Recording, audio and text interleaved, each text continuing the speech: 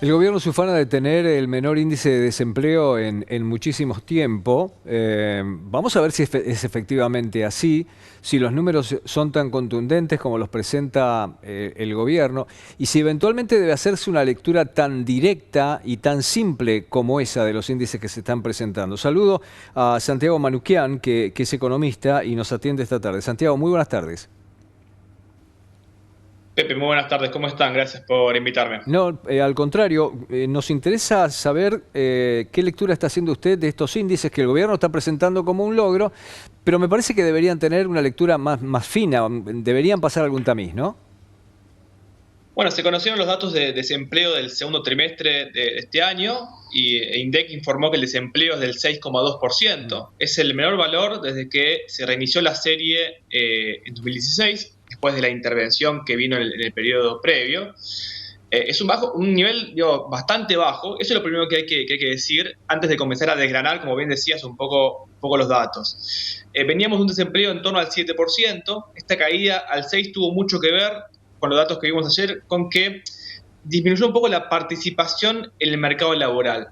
O sea, la búsqueda por a un nuevo empleo. Y eso, la verdad, que favoreció esta baja en el desempleo, porque si hicimos un cálculo, si eso no hubiese pasado, el desempleo se habría mantenido en torno al 7%, que igual es un dato bastante bajo para Argentina.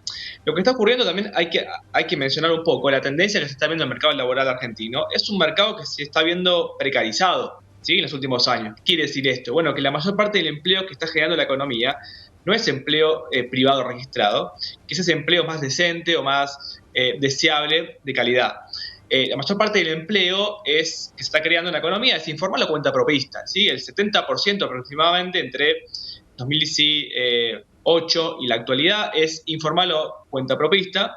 Y eso es claramente un desafío para las políticas públicas, no solo para este gobierno que está terminando, sino para el próximo gobierno, de volver a recrear condiciones para la generación de empleo privado registrado, que está estancado desde 2011, ¿no? Cuando la actividad económica también empezó a estancarse. Pero bueno, en el corto plazo, viendo un poco hacia los próximos meses, lo que quiere decir es que recordemos que en el segundo trimestre comienza la recesión económica.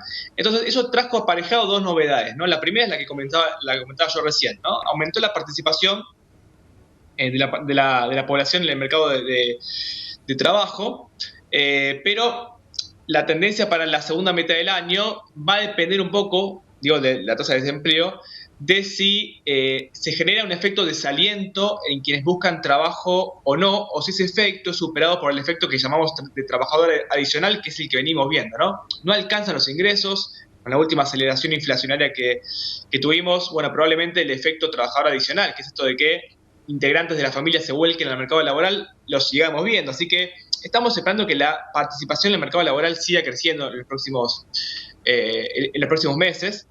Y en ese sentido, bueno, es posible que en algún momento veamos un desempleo un poco mayor, pero la verdad que no estamos viendo, Pepe, un desempleo creciendo mucho. La verdad que justamente fíjese que el gobierno de cara a las elecciones es una de las principales cartas que está mostrando, ¿no? La cantidad de meses que venimos con creación de empleo. Pero hago el foco ahí, es un empleo más precario y con menor ingreso o salario real, ¿no?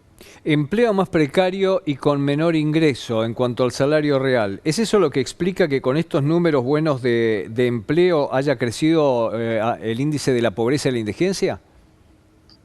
Bueno, gran punto, ¿no? La semana que viene vamos a conocer de parte de INDEC el dato oficial de pobreza del primer semestre del año, que muy probablemente va a estar por encima del 40%.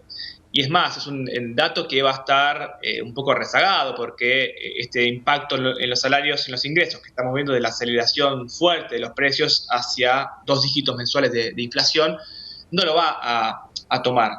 Lo vamos a terminar viendo mucho más tarde cuando veamos los datos de pobreza, probablemente del segundo semestre. Entonces, el fenómeno del trabajador pobre, o esto de la mayor probabilidad de ser pobre, aún teniendo un empleo y aún teniendo un empleo formal, es justamente esto que estábamos mencionando, un mercado laboral que no ajusta tanto por cantidad, sino por precio. Es decir, hay empleo, quien busca trabajo en Argentina en general lo tiende a encontrar, pero se termina insertando en el mercado laboral en modalidades más precarias, cuentapropismo o sector informal.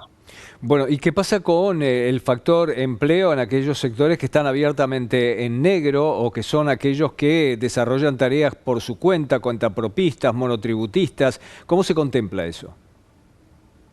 Bueno, justamente decía, una de las principales modalidades que estamos viendo crecer en general en la tendencia, más allá de lo que ocurrió ahora en el segundo trimestre, es el empleo informal, ¿no? Ese empleo que, como sabemos, por un lado tiene mucho menos derechos laborales, piensen en el caso de prepagas pagas o vacaciones o aguinaldo, y además es un empleo mucho más inestable. En general es el primer empleo que se ajusta cuando hay una crisis económica fuerte y la economía argentina está comenzando a entrar en recesión. Por lo tanto, uno diría, bueno, por un lado la gente encuentra el empleo, eso es positivo. Ahora, insisto que no es el empleo deseable que uno buscaría, pero ante la emergencia justamente de esta crisis y la pérdida de ingresos, bueno, es una rueda de auxilio que encuentran muchas familias para poder tener un ingreso adicional.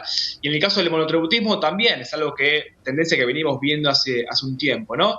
Y ahí hay mucha heterogeneidad también porque hay monotributistas que quizás lo son, pero trabajan en lugares donde tienen vacaciones pagas, por ejemplo, o tienen algún seguro de salud, pero bueno, también muchos otros no.